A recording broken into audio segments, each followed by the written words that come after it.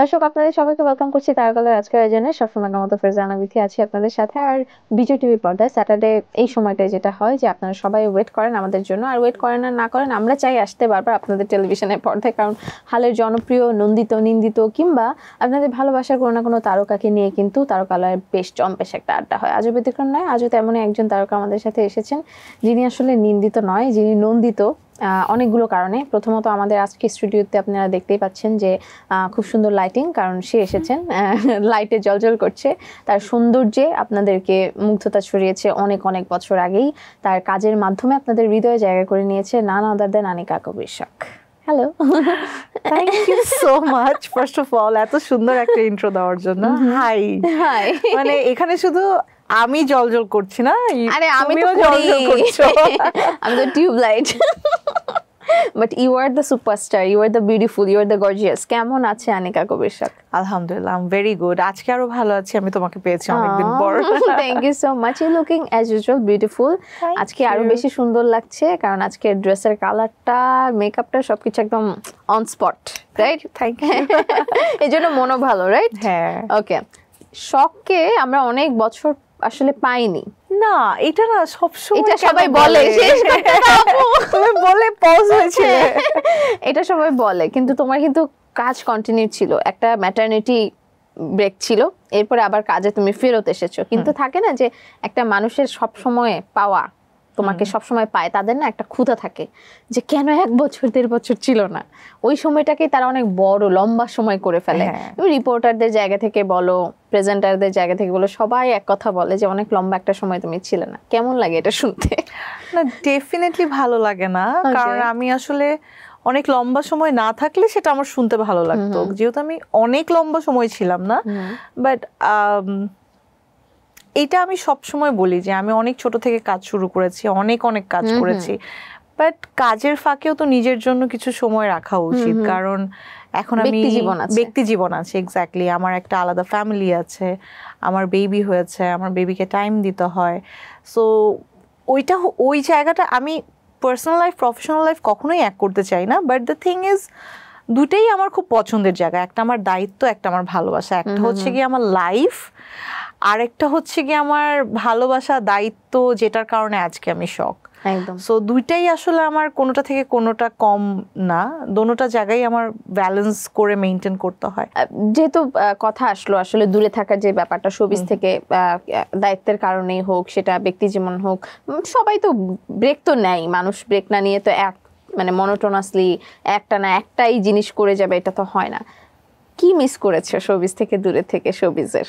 আমি আমার কাজ মিস করেছি সত্যি। মানে আমার কাছে ভালো লাগে বিজি থাকা, আমার কাছে ভালো লাগে কন্টিনিউয়াস কাজ করা, সুন্দর সুন্দর কাজ উপহার দেওয়া, নতুন নতুন কিছু শেখা। মানে এটা না আমার ক্ষুধা বলতে গেলে, মানে থাকে না মানুষের। আমি কাজের মধ্যেও শিখি আসলে, কারণ আমার এই পর্যন্ত আমার যতগুলো আর্টিস্টদের সাথে কাজ হয়েছে, I am very lucky. They are very senior, and সিনিয়রদের কাছ থেকে আসলে তুমি অন স্ক্রিন অফ স্ক্রিন যখনই থাকো, আমি যখন মেকআপ রুমেও থাকি আমি তখন অনেক কিছু শিখি। তাদের লাইফস্টাইল, তাদের কথা, তাদের পার্সোনালিটি। নট অনলি দ্যাট, অনেক সময় এমনও হয়েছে যে আমি ইচ্ছা করে, যেমন মোশাররফ ভাইকে বলে আমি খুঁচিয়ে খুঁচিয়ে সারাক্ষণ বলি যে ভাই আমার এই ডায়লগটা আমি কীভাবে দেবো, তাও বলো না প্লিজ, একটু বলো না। বলে তুই তো পারতেছিস। আমি বলি না ভাইয়া, তাও আমাকে একটু হেল্প করো। মানে আমার মধ্যে না মানে কাজের ক্ষুধাটা অনেক বেশি। এই জিনিসটা আমি ভীষণ মিস করেছি। অ্যাট দ্য সেম টাইম আমার অনেক ভালোও লেগেছে যে এটা বুঝতে পেরে যে আমার কলিগসরা, আমার অডিয়েন্সরাও আমাকে আসলে অনেক মিস করে, আমাকে ভালোবাসে। ওকে, শখের অনেক অনেক নাটক আমরা দেখেছি, অনেক অনেক টিভি সিরিজ আমরা দেখেছি, যেগুলোর এখনো আমাদের নস্টালজিয়া লাগে। হ্যাঁ, মানে এই যে আমি তোমাকে বলছি আর আমার আসতেছে ওইটা। সো এইরকম নস্টালজিয়া আসলে শখের সাথে অনেক দর্শকদের। কিন্তু প্রথমবারের মতো ওটিটিতে কাজ করা, ওয়েব ফিল্মে কাজ করা, ত্রিভুজে, এইটার অভিজ্ঞতা একটু জানতে চাই। এইটার অভিজ্ঞতা আউটস্ট্যান্ডিং, মাইন্ড ব্লোয়িং, অসম। কারণ আমার কাজে ব্যাক করার পরে আমার ইচ্ছে ছিল আমি ওটিটিতে কাজ করব, বাট এইভাবে কাজ করব এটা আমি কখনো চিন্তা করিনি। কারণ ফার্স্ট অফ অল আমাদের ডিরেক্টরটা অনেক নাইস, আলোক হাসান। এত কাম একটা ডিরেক্টর, সে মানে আমি কখনোই তাকে দেখিনি মাথা গরম করে কোনো কিছু করতে। অ্যাট দ্য সেম টাইম সে এত সুন্দর করে এতগুলো আর্টিস্ট নিয়ে কাজ করেছে, এত সুন্দর, হ্যাঁ মাল্টিকাস্টিং, এন্ড সব ভালো ভালো আর্টিস্ট, কিন্তু মানে জয় ভাইয়া থেকে শুরু করে আমরা যারা ছিলাম সবাই অনেক সিনিয়র ভালো। সে একদমই মাথা ঠান্ডা রেখে কাজ করেছে। এটা কিন্তু অনেক ইম্পর্টেন্ট আর্টিস্টদের জন্য, কারণ ডিরেক্টর পাজলড হয়ে গেলে তখন আর্টিস্টদের জন্য অনেক প্রবলেম হয়। এটা একটা প্লাস যে আমি অনেক ভালো ডিরেক্টর পেয়েছি। আমি থ্যাংক ইউ বলবো সাজু মুনতাসির ভাইয়াকে আমাকে ত্রিভুজের জন্য চুজ করার জন্য, কারণ সাজু ভাইয়ার ফার্স্ট চয়েস ছিল যে জয় ভাইয়ের সাথে যেন আমি পেয়ার আপ হয়ে কাজটা করি। অ্যান্ড আমার আরও ভালো লেগেছে যে আমি শাহরিয়ার নাজিম জয় ভাইয়ের সাথে স্ক্রিন শেয়ার করতে পেরেছি একসাথে, কারণ আমার এত লম্বা ক্যারিয়ারে আমি মোটামুটি সবার সাথে কাজ করেছি, বা জয় ভাইয়ের সাথে আমার কখনো কাজ করা হয়নি।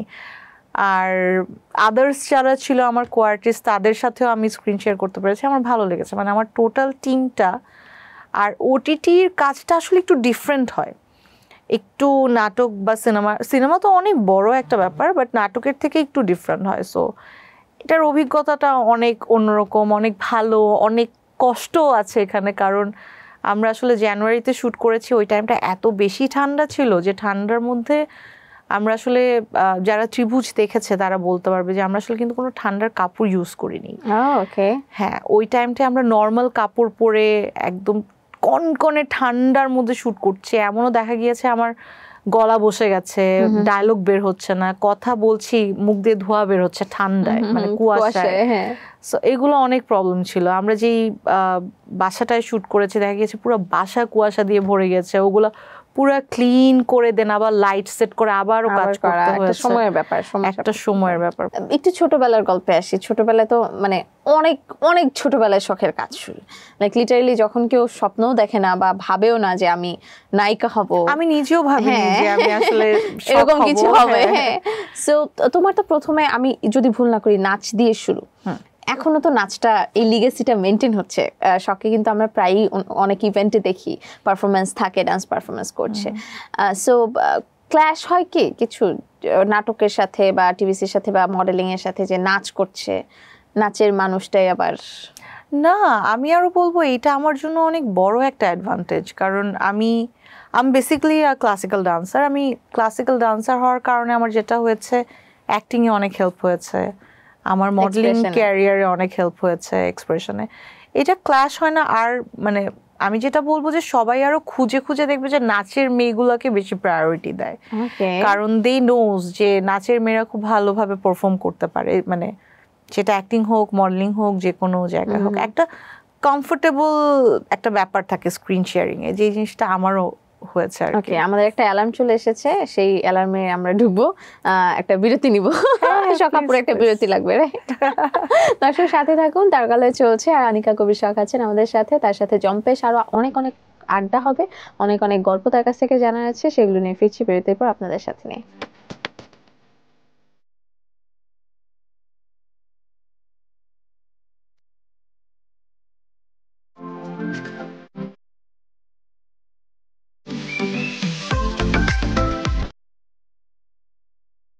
আপনাদের সবাইকে আরেকবার ওয়েলকাম ব্যাক করছি তারকালের আজকের আয়োজনে। সাথে আছি আমি ফারজানা বিথি। যারা যারা এতক্ষণ সাথে ছিলেন তাদেরকে অসংখ্য ধন্যবাদ, ভালোবাসা, কৃতজ্ঞতা। এবং যারা ফেসবুকে অর্থাৎ সোশ্যাল হ্যান্ডেলে বিভিন্ন মাধ্যমে আমাদেরকে দেখছেন তাদেরকে অনেক অনেক ভালোবাসা। আরো ভালোবাসা বেশি দিব যখন আপনি শেয়ার করে দেবেন আপনার ভালোবাসার মানুষের সাথে। আজকে আমাদের তারকালের অতিথি হয়ে এসেছে আনিকা কবির শখ। আমি কিন্তু খেয়াল করেছো তোমার নামের পাশে কোনো বিশেষণ দেইনি, নৃত্যশিল্পী, অভিনয় শিল্পী, মডেল, কোনটা দিব আমি? সবগুলো দিতে পারো, কারণ তুমি তোমার নিজের নামের বিশেষণ, তোমার নামটাই একটা বিশেষণ। কারণ আমি okay, let me confess one thing, আমি তোমাকে যখন দেখি ছোটবেলায়, অফকোর্স আমি তোমার থেকে, তো তুমি আমার অনেক সিনিয়র, আমি তোমাকে আপু ডাকি, যেটা খুশি বলতে পারো। না না, বাট অনেক আসলে সিনিয়র না, কারণ তুমি তো অনেক ছোটবেলায় শুরু করেছো। ফাইন, তুমি বলতে পারো। সো আমি যখন শখাপুকে স্ক্রিনে দেখেছি, I love this thing and I still like carrying this. It's fake actually. Oh really? But it doesn't look like. Yeah. I mean, practice makes a man perfect. Nice. So it's from you actually. এবং দেখা যায় যে অনেকেই বলে যে তোমার eyebrows, হ্যাঁ তোমার আমার আইব্রোজ মানে তুমি শখের মতো করো, কারণ শখেরটা দেখেই শিখছি আমি এরকম। So yeah, you influenced a lot of people actually. I Makeup don't know থেকে আই হোক, ডোন্ট নো hair মানে থেকে হোক। পিপল আমাকে পছন্দ করে, এটা হ্যাঁ। ট্রু, এটার থেকে। আর প্রত্যেকটা মানুষই আসলে যার যার ওয়েতে সুন্দর, প্রত্যেকটা মানুষই সুন্দর, তার তার নিজস্ব প্রত্যেকটা মানুষের একটা তোমার সৌন্দর্য মেকআপ তো থাকে। তোমার মেকআপ, নট অনলি আমার মেকআপ, হয় কি আমার আই ডোন্ট নো, মানে আমি যখন কিছু কাজ একটা করি। শুরু করেছি তখন আসলে আমার প্রথম ধারাবাহিক নাটক ছিল অদ্ভুতুরে, তাহির শিপনের। এরপর ধারাবাহিক নাটক ছিল FNF, রেদওয়ান রনির।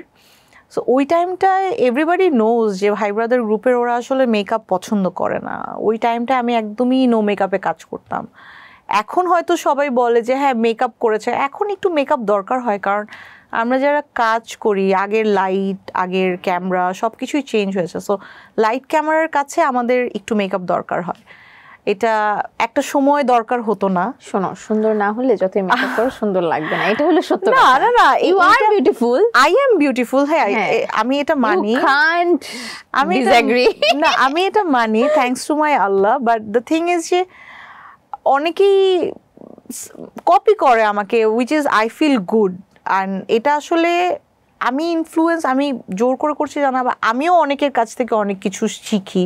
বা আমি যেমন সবসময় স্পেসিফিক কোনো মানুষের কিছু নেই না, আমার যখন যার যেটা ভালো লাগে আমি ওটা পজিটিভিটিটা কালেক্ট করি।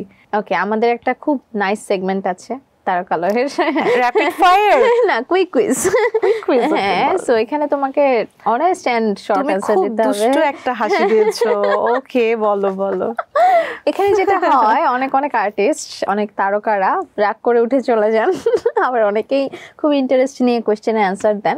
উঠে চলে গেলে আমরা ধরে নিয়ে আসি অবশ্যই, শো তো শেষ করতে হবে। সো ইন্টারেস্টিং পার্টটা হলো, তুমি যতই অনেস্ট আর ভালো অ্যান্সার দাও না কেন, কোনো গিফট নাই। কোথাও লাভ কি, আমি স্কিপ করে যাব। আচ্ছা আচ্ছা, আমি শুনি। প্রথম কোয়েশ্চেন, প্রতিদিন সকালে ঘুম থেকে উঠে শখ কি করে? আমি আমার মেয়েকে দেখি। চা না কফি নাকি জুস, কোনটা বেশি প্রিয়? Juice definitely. মায়ের কাছ থেকে শেষ বকা কবে খেয়েছে এবং কি কারণে? আমি এভরিডে, আমি স্টিল বকা খাই। ওকে, অ্যান্ড কি কারণে খাই আসলে, কারণ ছাড়া বকা খাই, বিশ্বাস করো। মানে হয় না যে মাদের কাছে কিন্তু বাচ্চাদের কোনো জিনিস পারফেক্ট হয় না, মানে কোনো না কোনো খুঁত থেকেই যায়। নিজে মা হয়েছি এখন আরো বেশি বুঝি, এখন নিজে মা হয়েছে এখন আরো বেশি বুঝি, এন্ড আমি মা হওয়ার পরে আরো বেশি বকা খাই। ওকে, যে আগে নিজের জন্য খেতে, এখন নাতির জন্য খাওয়া, এখন আলিফ আমার মেয়ের জন্য খাওয়া লাগে। ওকে, শপিং এ গিয়ে দামাদামি করে শখ? আমি খুব একটা বেশি দামাদামি করতে পারি না সত্যি। অপরিচিত কেউ যখন হঠাৎ করে মুখের সামনে এসে বলে আপু আপনি অনেক সুন্দর, আপনি শখ না, তখন কেমন লাগে? শখ লাগে? শখের শখ লাগে? একটু তো লাগে। না ভালো লাগে, সত্যি ভালো লাগে। টাকা নাকি ভালোবাসা, কোনটা বেশি হারিয়েছে শখ জীবনে? টাকা। ভালোবাসা হারায়নি সত্যি। মানে টাকা হারিয়েছো ইন আ সেন্স, মানে মিসইউজ করেছো নাকি হারিয়ে গিয়েছে? মিসইউজ করিনি, আমি প্রচুর টাকা হারাই। খিচুড়ি নাকি কাচ্চি নাকি সাদা ভাত, কোনটা বেশি প্রিয়? ভর্তা ভাত। ভর্তা ভাত। ও বলার সময় তো, কিন্তু তুমি তো ডায়েট করতেছো এখন। হ্যাঁ, খেতে পারো? আমি খেয়ে ফেলি, আমি আম্মুর বাসা থাকলে আমি খেয়ে ফেলি চুরি করে, কারণ আমার মা এত এত ভালো রান্না করে, আমি চাইলেও ডায়েট প্রপারলি মেইনটেইন করতে পারি। আমরা যাব কবে? Any day, any day. তিনজন প্রিয় নায়ক এবং নায়িকার নাম বলো, দেশে বিদেশে যেখানে তোমার পছন্দ। সালমান খান, সালমান শাহ তো ডেফিনেটলি আমাদের দেশের। Tom Cruise. বলার সাথে সাথে অ্যাপেল হয়ে গেছে। আর এন্ড জেসন মোমোয়াকে ভালো লাগে। হ্যাঁ, হাঙ্ক। ওকে, নায়িকা তিনজন? আলিয়া, নাওয়াডেজ আনন্যা পান্ডেকে ভালো লাগছে। ওকে, এত শুকনা মেয়েটা, but she is pretty, she is pretty. মানে ওকে, আর হচ্ছে আমাদের দেশ থেকে অনেককেই ভালো লাগে, আমি কাকে রেখে কাকে বলবো আসলে। আচ্ছা, আমার শখকে ভালো লাগে। মেয়ে পটানোর জন্য ছেলেদের কি গুণ থাকা উচিত বলে তুমি মনে করো? ঘিলু। ঘিলু, বিশ্বাস করো, এটা ব্রেইন। হ্যাঁ, কারণ ঘিলু, আমি একদম মানে বাংলায় বললাম ঘিলু, কারণ যেটা আমার খুব হয় যে সুন্দর পার্সোনালিটি, দেখতে সুন্দর, ইটস ফাইন, বাট তুমি যখন কারোর সাথে কন্টিনিউ করতে যাবে তখন তোমার লুকস কিন্তু ম্যাটার করবে না, তোমার মানে থাকে না হিউমার যদি না থাকে, থাকে না যে তুমি কথা বলে মজা পাচ্ছ না, তো তোমার কথা বলতে ভালো লাগছে না, তুমি ইন্টারেস্টেড ফিল করছো না, তাহলে বাকি কাজ তো হবেই না। কথা না যদি না হয় বাকি কাজ তো হবেই না। মানে হয় কি যে একদম একদম ব্রেইনটা থাকলে আসলে একটা মানুষকে বোরিং লাগে না, বাট তুমি যতই গুড লুকিং হও না কেন উইদাউট ব্রেইন আসলে ওটা ওয়ার্ক করে, এফেক্ট করে অনেক। রাইট। প্রথম স্কুল পালিয়েছো কোন ক্লাসে? আমি একদমই স্কুল বাঙ্ক করিনি, আমি ভীষণ ভীতু টাইপের একটা মেয়ে ছিলাম। স্কুল জীবনে অনেক প্রেমের প্রস্তাব পেয়েছো? হ্যাঁ অনেক। প্রথম প্রেমের প্রস্তাব কে দিয়েছিল তার কথা কি মনে আছে কিনা? সিন ক্রিয়েট তো অনেক করছে আমি জানি। এক্স্যাক্টলি মনে নেই, বাট একটা ছেলে যখন আমি ক্লাস 4 এ পড়ি, 4 এ এক্স্যাক্টলি, আমি একটা গার্লস স্কুলে ছিলাম। ওকে। ওই ছেলেটা ভীষণ বাজেভাবে রিয়াক্ট করেছিল। মানে ফার্স্ট অফ অল আমার একটা মেয়ে ফ্রেন্ডের কাছে লেটার লিখে দিয়েছিল, চিঠি, অ্যান্ড আমার ফ্রেন্ডটা আমাকে দেওয়ার পর আমি সাথে সাথে আমার ক্লাস মিসকে দেখিয়ে ফেলেছি, অ্যান্ড বোকার মতো ভীষণ বাজেভাবে কান্না করছিলাম। ওটা দেখে আমার মিস ভয় পেয়ে যায়, অ্যান্ড দেন আমার গার্ডিয়ানকে ডাকা হয়, ওই ছেলেকে ডাকা হয়, ওই ছেলের গার্ডিয়ানকে ডাকা হয়, আমি নামটা ঠিক জানি না, অ্যান্ড ওই ছেলের হাত কেটে লেখা ছিল আনিকা, বিকজ আমার স্কুল নেম ছিল আসলে আনিকা, মানে উইচ ইজ ভেরি সিক। মানে আমার এগুলো একদমই পছন্দ না। মানে যখন আমি class 4 A, and I don't know ওই ছেলে আসলে কিভাবে আমাকে নোটিস করেছে বা কিছু। You R noticeable. ওকে, একটা ব্রেক নিয়ে ফেরত আসি আরেকবার। ওকে, দর্শক সাথে থাকুন, চলছে তারকলে আজকের আয়োজন, চলবে আরো অনেকটা সময়, কারণ আনিকা কবির শখ আছেন আমাদের সাথে, আর যেখানে সুন্দর মানুষ থাকে সেখানে মানুষ বেশি হওয়া উচিত, তাই আপনারা ভিউ বাড়ানোর জন্য বেশি বেশি করে কমেন্ট শেয়ার করতে থাকুন। ফিরছি বিরতির পর।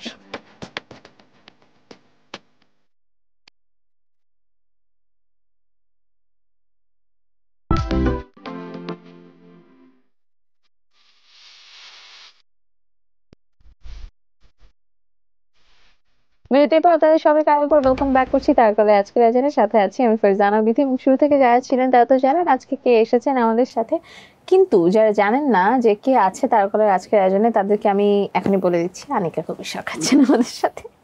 ওকে, তোমার 3টা ভালো দিক বলো। তোমার অনেকগুলো ভালো দিক, ওখান থেকে 3টা বলো। আমার পেশেন্স অনেক বেশি, and I'm a good listener. I'm a good mother. Definitely. No, I'm trying to be. আমি জানি না এখনো গুড মাদার হতে পেরেছি কিনা, বাট তারপর আমি চেষ্টা করি। হ্যাঁ, তুমি আমার অ্যানসার দিয়ে দিচ্ছ। Nice nice. আমি এমন প্রেজেন্টার সবসময় চাই, তোমাকে চাই সবসময়। বলো না, তাই না? কাজে লেগে যাবে ইন্ডাস্ট্রিতে। ওকে, তোমার 3টা মন্দ দিক বলো তাহলে। আমি সবাইকে খুব তাড়াতাড়ি ট্রাস্ট করি। মন্দ দিক নাই? না না, আছে আছে, অনেক আছে। আমি অনেক রাগ করি, ওকে, খুব ইজিলি। Short tempered. মানে হয় কি যে আমি বুঝতেছি আমার কোনো কিছুতে রাগ করা ঠিক না, মানে এই টাইমটা রাগ করা ঠিক না, বাট আমার কথা হচ্ছে না, এটা তো ট্রু না, বা এটা তো ঠিক হচ্ছে না, এখন আমি কেন রাগ হব না? আমি খুব বাজেভাবে ব্লাস্ট আউট করি। ওকে, এইটা। আরেকটা হচ্ছে গিয়ে আমি মাঝে মাঝে একটু নিজে পণ্ডিতি করতে চাই। তোরাও খাই পণ্ডিতি? হ্যাঁ, মানে যে কোনো কিছুতে একটু নিজেকে পণ্ডিত মনে করে আর কি। সবিজে আসার গল্পটা সবাই জানে, এবং সেখান থেকে এটাও জানে যে তোমার সবিজে আসাটা খুব হুট করে হয়ে গেল, সবকিছু হুট করে এরকম ফুটে গেল ফুলটা। অ্যাকচুয়ালি আমার কখনো ইন্টেনশন ছিল না যে আমি মিডিয়াতে কাজ করব। আই লাভ টু ডান্স, আমি সবসময় নাচ করতাম, আমার নাচ ভালো লাগতো, বাট হুট করে নাচ থেকে কিভাবে মানে আমার স্ট্রাগল করতে হয়নি আর কি। হ্যাঁ, কিন্তু থাকে না যে তারপর তো স্ট্রাগল থাকে, বিশেষ করে সুন্দর মেয়েদের স্ট্রাগল বেশি থাকে। মিডিয়াতে কি কখনো কাজ করার সময়, এখন না বলছি আগের কথা, যদি আমি 2016-17 কথাও বলি, ওই সময়টাতে কি এরকম কখনো হয়েছে যে মিডিয়াতে কাজ করছো, অবস্থান শক্ত, কিন্তু তারপর খুব বাজে কিছু প্রস্তাব আসছে, সেগুলোকে হ্যান্ডেল করতে হচ্ছে, সেগুলো মেনটেন করে কাজ করতে হচ্ছে? না, সত্যি কথা আমি কখনো এরকম ফেস করিনি, কারণ এটা বলবো আমি লাকি যে আমি এত অল্প টাইমে আসলে দর্শকের জনপ্রিয়তাটা পেয়েছিলাম। আমার অবস্থানটা এত শক্ত ছিল যে কেউ বাজে কিছু অ্যাপ্রোচ করার সাহসটা পাইনি তখন। সো আমার এটা আসলে কখনোই ফেস করতে হয়নি। শোবিজে আসার পর কি মনে হয়েছে, এই জায়গাটা কি তোমার জন্য উপযুক্ত ছিল কিনা? এখনো পর্যন্ত যেহেতু কাজ করছো, এত বছর হয়ে গেল ক্যারিয়ারের, উপযুক্ত কিনা এটা এটা আসলে অনেক বড় একটা কথা। বাট এটা আমার খুব ভালোবাসার একটা জায়গা, যেই জায়গাটার কারণেই কিন্তু আজকে আমি আজকে সবাই আমাকে চিনছে, ভালোবাসছে। সো আমার কাছে মিডিয়াটা খুবই সম্মানজনক একটা জায়গা। আমি খুব পার্সোনালি খুব সম্মান করি, কারণ এটা আমার কাজের জায়গা, আর কাজকে তো আমি ডিসরেসপেক্ট করতে পারবো না। ওকে, অনেক আর্টিস্ট আছেন, তাদেরকে বাইরে দেখলেই মানুষ সেলফি তুলতে চান, অনেক সময় একটু বিরক্ত হয় অনেকে। তোমার কি এরকম হয় কখনো, নাকি তুমি সবসময় স্বতঃস্ফূর্তভাবে তোমার ফ্যানদেরকে ছবি তুলতে দাও, সেলফি তুলতে? তোমার ভালো লাগে কিনা? আমার ভালো লাগে ডেফিনেটলি, কারণ তাদের জন্যই তো আমি আজকে হ্যাঁ আমার ভালো লাগে, আমি ছবি তুলতে দিই। বাট মাঝে মাঝে যেটা হয়, বিরক্ত না, অনেক সময় দেখা যায় যে আমাদের নাটকের শুটিং এ হয়তো লাইট চলে যাচ্ছে, অথবা টাইম কম, আমাদের ওই জায়গাটা হয়তো জোনটা প্যাক আপ করে অন্য জায়গায় শিফট করতে হবে, বা খুব তাড়াতাড়ি ড্রেস চেঞ্জ করে আবার আরেকটা সিনে জয়েন করতে হবে। তো ওই টাইমগুলোতে যখন মাঝে মাঝে হয় না যে আপু প্লিজ একটা তুলে, হ্যাঁ একটা দুইটা তিনটা তুলছে, আমি না পারলে সহজে কাউকে না করি না, একটা দুইটা তিনটা তুলছি, তোলার পরেও যখন বারবার আসতে থাকে তখন আমি বুঝিয়ে বলার চেষ্টা করি যে ভাইয়া I don't have any time, আমার জন্য ওয়েট করছে, আপনার কিছু মনে করেন না। বাট বিরক্তটা হই না। আচ্ছা, আলিফের বাবা কতটুকু মিস করে শখকে, যখন থাকে না বাসায়, যখন কাজে থাকে, নাকি সাপোর্ট করে? সেটা তো আসলে ও বলতে পারবে। আচ্ছা, না বলে যে আমি তোমাকে, তুমি ছিলে না, আমি তোমাকে অনেক মিস করেছি, বা থাকি, আর সাপোর্ট না থাকলে তো শখ আসলে কাজ করতো না। এই কোশ্চেনটা করাটাই আসলে উচিত না। ইটস ভেরি অবভিয়াস, মানে আমি কাজ করছি, ডেফিনেটলি সাপোর্ট তো আছে। ওকে, সিনেমার গল্পে আমি আসতে চাই। বলো না তুমি আমার সিনেমায় আমরা দেখেছি শখকে, এরপরে শখের আর সিনেমা মানে আসছে না, যে বলো না তুমি আমার পর আরো একটা হিট বা কন্টিনিউ করা, কেউ সিনেমা শুরু করলে আবার নাটকে কেউ ব্যাক করে না, সেই কাজটা কেন হলো না? আচ্ছা, ফার্স্ট অফ অল বলো না তুমি আমি যখন করেছি তখন আমি অনেক ছোট, অ্যান্ড হুট করেই আমার মুভিটা করে ফেলা হয়েছে। আমি লাকিলি মুভিটা অনেক ভালো গিয়েছে, মুভিটা যাওয়ার পর আমি অনেক অফার পেয়েছি, রেসপন্স কি আমি অনেক অফারও পেয়েছি মুভি করার সাকিব ভাইয়ের সাথে। বাট ওই টাইমটা আমি বললাম না যে আমি এত ছোট ছিলাম, অ্যান্ড আমি এঙ্গেজ ছিলাম বাংলা লিঙ্কের সাথে। ওই টাইমটা এত বাংলা লিঙ্কের সাথে আমাদের কাজ হতো, বাংলা লিঙ্কের কাজ অ্যান্ড আমার স্টাডি দুটা মিলে আসলে আমার সময় হয়ে ওঠে নেই। অ্যান্ড আরেকটা সবচেয়ে বড় সত্যি কথা, যেটা আমি নিজেও ইন্টারেস্টেড ছিলাম না ওই টাইমটায় মুভিতে কাজ করার জন্য, যে কারণে আমার ওইভাবে মুভিতে কাজ করা হয়নি।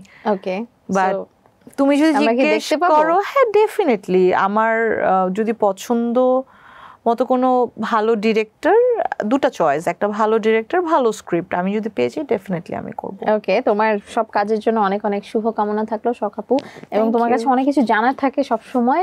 অনেক গল্প করতে করতে আসলে কোশ্চেন করা কম হয়, আজকে অনেক কোশ্চেন করার চেষ্টা করেছি। তুমি আজকে অনেক কোশ্চেন করেছো। কেমন লাগলো আজকে আয়োজনে এসে, এবং তোমার দর্শকদের কিছু বলা আছে? না, থ্যাংক ইউ সো মাচ মানে তারকলয় ফর হ্যাভিং মি হিয়ার।